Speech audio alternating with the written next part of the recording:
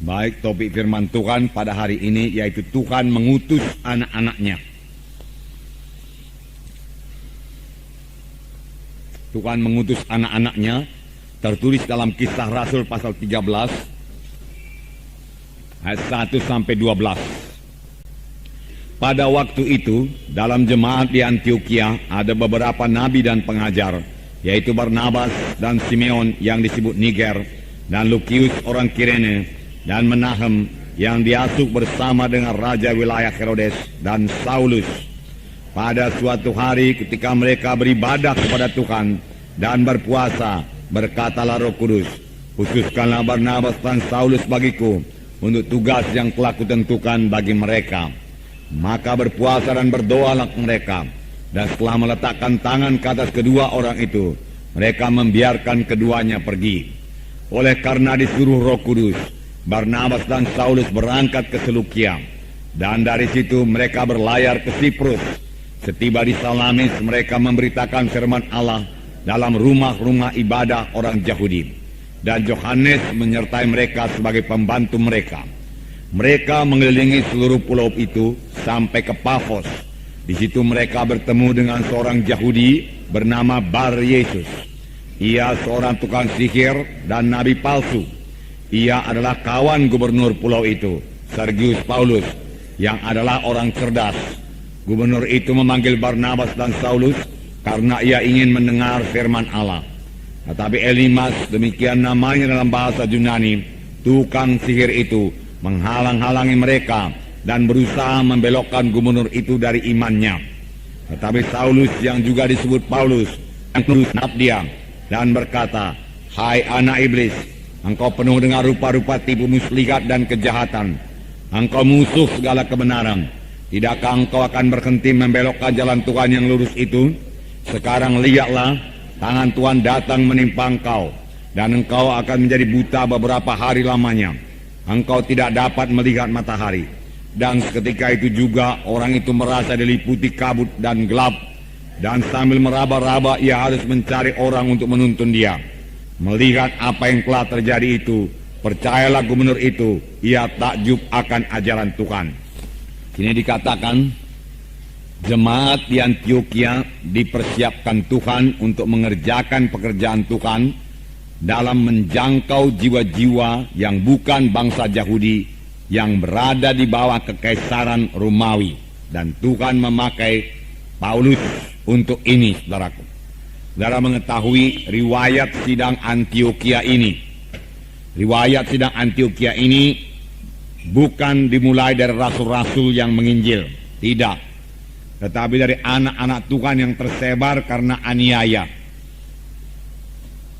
Dari anak-anak Tuhan yang tersebar ini, saudaraku, ada beberapa orang Siprus, orang Kirene, yang bicara kepada orang Yunani, yang bicara kepada orang Antioquia. Dan orang Antioquia, saudaraku, menerima Injil tersebut. Dan saudaraku, berdirilah sidang Tuhan di Antioquia. Dan kabar ini sampai ke Yerusalem. Lalu, saudaraku, sidang pusat di Yerusalem mengutus Barnabas, saudaraku, ke Antioquia. Sesampainya Barnabas di Antioquia, ia bersuka cita dan menasehati orang Antioquia supaya tetap mereka dalam Tuhan. Tetapi Barnabas, saudaraku, melihat pekerjaan yang begitu pesat di Antioquia, lalu dia mencari Saulus, dan berdua mereka mengajari anak-anak Tuhan di Antioquia. Hasilnya yaitu setelah setahun mereka mengajar sidang Tuhan di Antioquia, maka di Antioquia lah orang-orang yang percaya itu mulai disebut Kristen, orang Kristen. Tetapi Tuhan tidak berhenti bekerja, saudaraku. Tuhan mau sidang itu bertambah-tambah dewasa, dan Tuhan kemudian melengkapi sidang di Antioquia ini. Firman Tuhan berkata dalam buku Efesus pasal 4 ayat 11, Tuhan memberikan rasul-rasul, nabi-nabi, guru-guru, pengajar-pengajar, dan penginjil-penginjil. Dan Tuhan telah melengkapi sidang di Antioquia ini. Sini dikatakan, saudaraku, mereka telah memiliki, saudaraku, nabi dan pengajar, yaitu Barnabas dan Simeon yang disebut Niger, Lukius orang Kirene, dan Menahem yang diasuh bersama dengan raja wilayah Herodes dan Saulus. Nah, Pada waktu mereka beribadah kepada Tuhan dan berpuasa, berkatalah Roh Kudus, khususkanlah Barnabas dan Saulus bagiku untuk tugas yang telah kutentukan bagi mereka. Jadi saudaraku, sidang jemaat di Antioquia ini telah dilengkapi Tuhan dengan beberapa nabi dan pengajar, dan Roh Kudus memimpin jemaat itu. Alangkah indahnya satu sidang yang dipimpin oleh Roh Kudus. Ayat 2, pada suatu hari ketika mereka beribadah kepada Tuhan dan berpuasa, berkatalah Roh Kudus, khususkanlah Barnabas dan Saulus bagiku untuk tugas yang telah kutentukan bagi mereka. Di sini firman Tuhan dengan jelas berkata, berkatalah Roh Kudus. Saudaraku, jadi Roh Kudus itu bisa berkata-kata, saudaraku. Berkatalah Roh Kudus. Saudaraku, mulai daripada perjanjian lama Tuhan sudah bicara. Perjanjian baru, saudaraku, Tuhan lebih banyak bicara. Pada akhir zaman ini, saudaraku, Tuhan lebih banyak lagi bicara, saudaraku. Pada akhir zaman ini, pada zaman sekarang ini, Tuhan bicara kepada kita masing-masing. Di sini dikatakan, berkatalah Roh Kudus, khususkanlah Barnabas dan Saulus bagiku untuk tugas yang telah kutentukan bagi mereka. Jadi Roh Kudus bisa berkata-kata karena Roh Kudus hidup, saudaraku. Bukan hanya Roh Kudus bisa berkata-kata, Roh Kudus suka berkata-kata kepada kita, saudaraku. Apakah kita suka juga berkata-kata dengan Roh Kudus? Tentunya kita suka berkata-kata dengan Roh Kudus. Boleh jadi saudara bertanya bagaimana caranya. Sedikit akan kita lihat pada hari ini. Dan kita akan terus bertumbuh, saudaraku, dan mendengarkan suara Roh Kudus ini, saudaraku. Saudaraku, kapankah Roh Kudus berkata-kata, saudaraku? Di sini dikatakan pada suatu hari ketika mereka beribadah kepada Tuhan dan berpuasa, berkatalah Roh Kudus. Ketika mereka beribadah kepada Tuhan, tidak dikatakan ketika mereka berdoa kepada Tuhan. Memang Roh Kudus bisa bicara juga pada waktu kita berdoa, kalau kita memberikan dia kesempatan untuk bicara, saudaraku. Kita perlu mendengar suara Roh Kudus, karena firman Tuhan berkata Roh Kudus memimpinkan kita kepada segala kebenaran. Firman Tuhan berkata demikian, tatkala mereka beribadah kepada Tuhan dan berpuasa. Berpuasa artinya menyangkal diri, supaya mereka bisa memusatkan pikirannya, saudaraku, hatinya kepada Tuhan.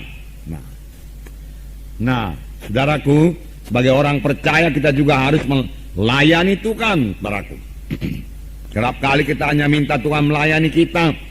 Berikan saya ini Tuhan, berikan saya itu Tuhan. Tidak salah, saudaraku, tidak salah. Tetapi kita juga harus bertumbuh, bertambah-tambah dewasa dalam doa dan pelayanan kita kepada Tuhan, saudaraku. Tidak minta-minta saja, saudaraku. Nah, dalam beribadah kepada Tuhan kita mengadakan pelayanan terhadap Tuhan. Pada waktu itu kita tidak meminta apa-apa kepada Tuhan, tetapi kita bersekutu dengan Tuhan, menikmati hadiratnya, bersyukur dan memuji, menyembah Tuhan.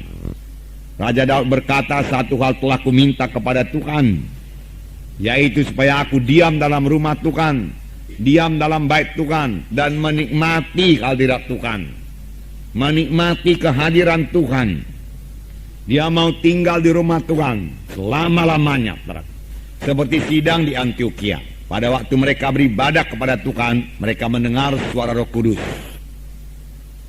Nah, mereka mendengar suara Roh Kudus. Tapi kalau kita teliti, saudaraku, mereka juga penuh dengan Roh Kudus, saudaraku. Sidang Antioquia ini penuh dengan Roh Kudus. Bahkan Paulus, saudaraku, pada waktu dia melayani, saudaraku, dalam ayat 9 dikatakan, tetapi Saulus, yang juga disebut Paulus, yang penuh dengan Roh Kudus, menatap dia dan berkata. Nah, saudaraku, sidang Antioquia penuh dengan Roh Kudus. Dengan penuh dengan Roh Kudus, saudaraku, iman kita akan diteguhkan, saudaraku. Kita akan bertambah-tambah percaya akan mujizat Tuhan.